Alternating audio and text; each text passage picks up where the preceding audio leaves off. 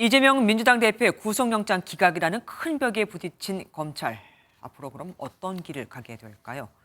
연말까지 정기국회가 이어지는 만큼 구속영장을 청구하면 국회 본회의에서 다시 체포동의안 표결을 거쳐야 하기에 영장 재청구는 쉽지 않습니다. 그래서 이 대표를 불구속 상태로 기소할 것이라는 전망이 나오는 건데 적용된 혐의가 3가지나 되고 구속영장에 대한 법원 판단도 다 달라서 어떻게 처리할지 고차 방정식을 풀어야 합니다. 길기범 기자가 보도합니다. 검찰은 이재명 대표 구속영장 기각 이후 추석 연휴 내내 출근하며 기각 사유를 분석했습니다.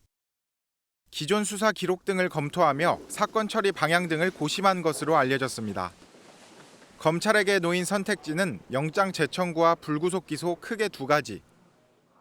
영장 재청구는 새로운 혐의나 증거가 추가되지 않는 이상 또다시 기각 가능성이 큰 데다 체포동의안 표결이 또 필요한 만큼 검찰은 불구속 기소에 무게를 두는 것으로 전해졌습니다. 정당 대표라는 지위에서 방어권을 보장해주는 주안점을 둔 것이 아닌가.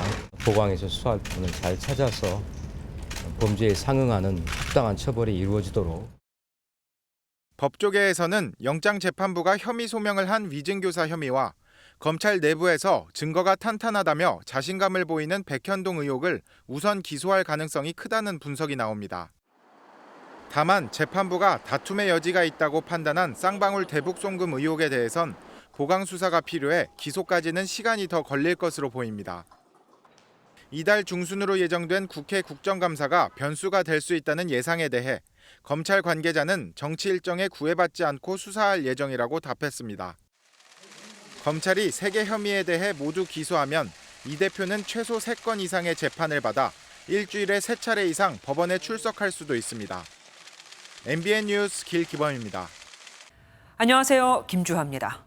공정하고 신속한 MBN 뉴스, 유튜브를 통해서도 만나보실 수 있습니다. 특히 더 많은 뉴스와 라이브를 보고 싶으시다면 오른쪽을 눌러서 구독하시면 됩니다. 어렵지 않죠? 빠르고 정확한 뉴스로 계속 찾아뵙겠습니다. MBN 뉴스를 시청해주신 여러분 고맙습니다.